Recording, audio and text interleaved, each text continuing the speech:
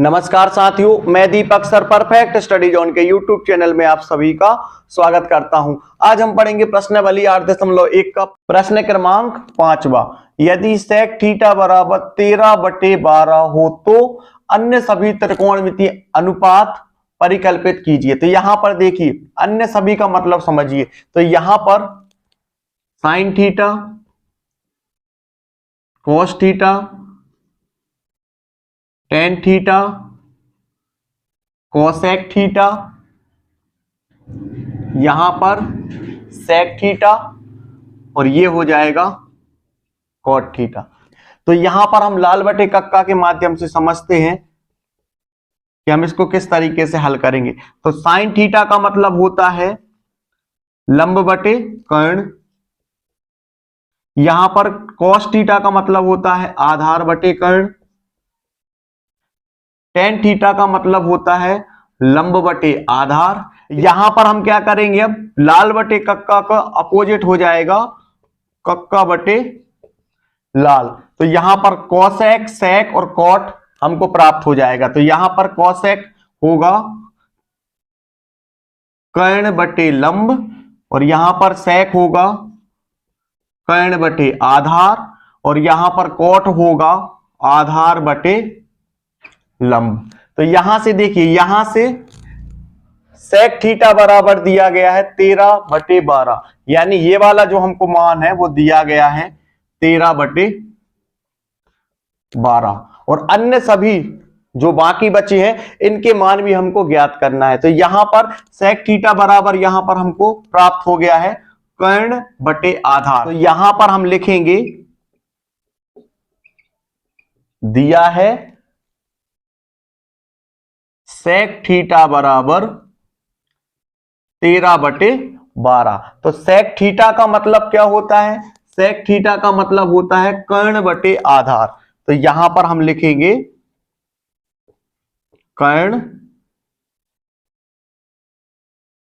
बटे आधार बराबर हो जाएगा 13/12। अब हम यहां पर क्या करेंगे, एक समकोण त्रिभुज बनाएंगे। यहां पर थीटा दिया हुआ है, यानी यहां पर कोई बिंदु नहीं दिया गया है कि किस बिंदु पर आपको थीटा बनाना है। यदि यहां पर बिंदु दिया होता ए, तो यहां पर मतलब ये होता कि हमको ए बिंदु पर ही थीटा बनाना होता, लेकिन यहां पर ऐसा कुछ भी नहीं दिया गया, यहां पर सिर्फ थीटा दिया हुआ है। तो अब हम क्या करेंगे, एक समकोण त्रिभुज बनाएंगे जिसमें कर्ण होगा 13 और आधार होगा 12। तो यहां पर अब हम बना लेते हैं। यहां पर हमने एक त्रिभुज बनाया है, तो यहां पर हम बनाएंगे समकोण त्रिभुज और इसको हम नाम दे देंगे बी।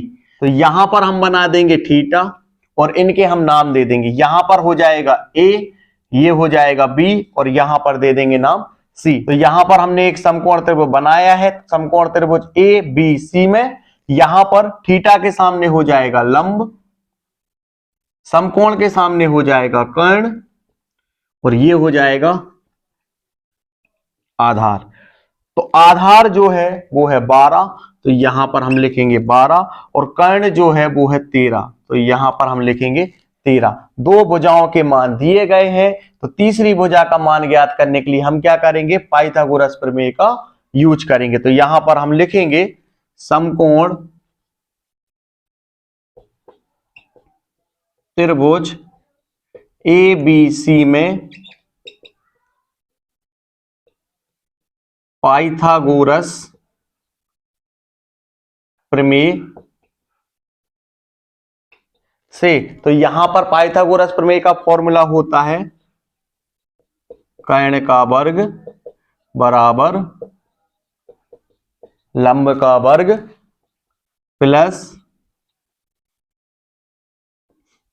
आधार का वर्ग। तो कर्ण जो है, तो भुजा AC जो है वो कर्ण है, तो यहां पर हम लिखेंगे AC का वर्ग बराबर लंब जो है वो भुजा AB है, तो यहां पर हो जाएगा AB का वर्ग प्लस आधार जो है वो है BC, तो यहां पर हो जाएगा BC का वर्ग। तो कर्ण जो है AC जो है वो है 13, तो यहां पर हम लिखेंगे 13 का वर्ग बराबर भुजा AB जो है उसका जो मान है वो अभी ज्ञात नहीं है, तो यहां पर हम लिखेंगे AB का वर्ग प्लस भुजा BC जो है वो है 12, तो यहां पर हम लिखेंगे 12 का वर्ग। इसके बाद अब हम इसको आगे हल करेंगे, तो 13 का वर्ग मतलब 13 में हम 13 का गुणा करेंगे, तो यहां पर प्राप्त हो जाएगा 169 बराबर AB का वर्ग प्लस 12 का वर्ग होता है 144, तो यहां पर आ जाएगा 144।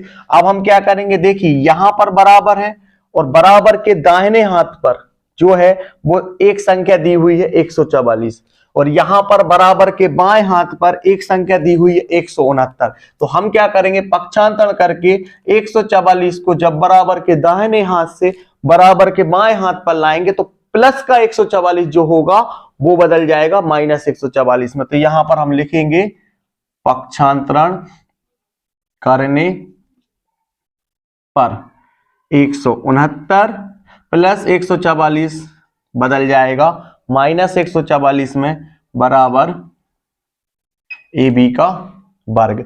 169 में से जब हम 144 को घटाएंगे तो यहां पर प्राप्त हो जाएगा 25 बराबर AB का वर्ग। वर्ग जो होगा उसको हम करनी के रूप में लिखेंगे, तो ये आ जाएगा करनी। ये करनी कहां से आया, ये वाला जो वर्ग है तो वर्ग को करनी के रूप में लिख देते हैं, तो यहां पर ये वाला वर्ग जो है यहां पर हमने इसको करनी के रूप में लिखा, और ये हो जाएगा 25 बराबर AB।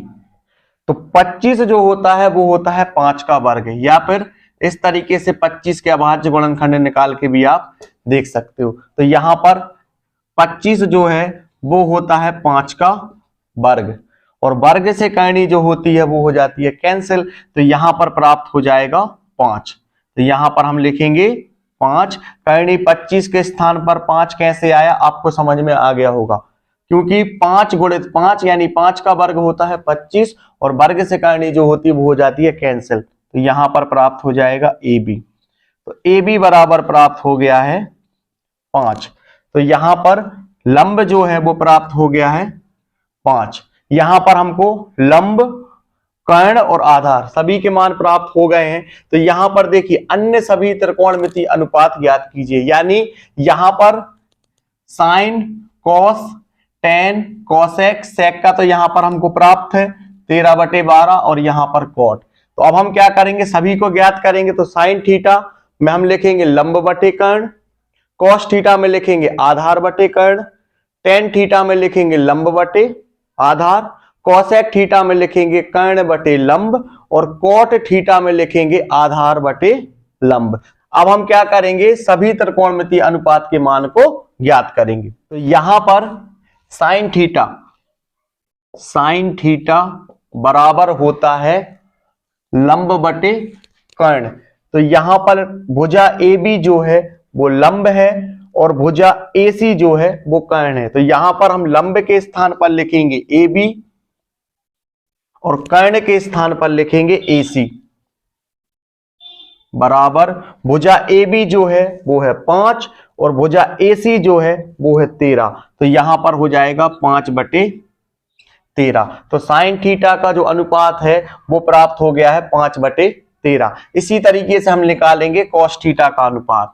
तो यहां पर हम लिखेंगे कॉस थीटा बराबर होता है आधार बटे कर्ण।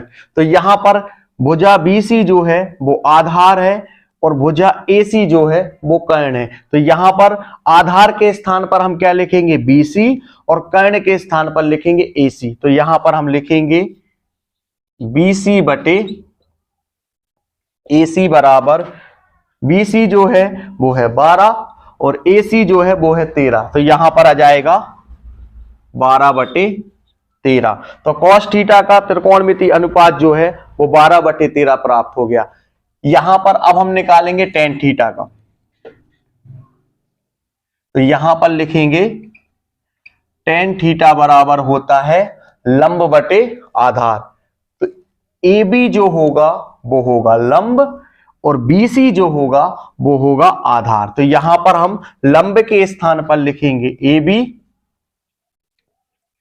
और आधार के स्थान पर लिखेंगे BC, बराबर भुजा AB जो कि लंब है वो है 5 तो यहां पर आ जाएगा 5। भुजा BC जो है वो है आधार जो कि है 12, तो यहां पर आ जाएगा 12। तो tan थीटा का जो त्रिकोणमितीय अनुपात है वो प्राप्त हो गया है 5/12। अब हम निकालेंगे कोसेक का। कोसेक थीटा बराबर होता है कर्ण बटे लंब। तो भुजा AC जो है वो है कर्ण और भुजा AB जो है वो है लंब। तो कर्ण के स्थान पर हम लिखेंगे AC और लंब के स्थान पर हम लिखेंगे AB बराबर। तो भुजा AC जो है वो है 13 और भुजा AB जो है वो है 5। तो इस तरीके से यहां पर हमने कोसेक थीटा का त्रिकोणमितीय अनुपात निकाल लिया 13:5। तो देखिए यहां पर ये वाला तो हमको दिया गया, लेकिन इसको भी एक बात समझ लीजिए। सेक थीटा बराबर होता है कर्ण बटे आधार। तो सेक थीटा बराबर होता है कर्ण बटे आधार। तो कर्ण क्या है 13 और आधार क्या है 12, तो इसलिए यहां पर 13/12 दिया गया था। इसको तो हमको ज्ञात नहीं करना क्योंकि ये तो पहले से ही दिया है।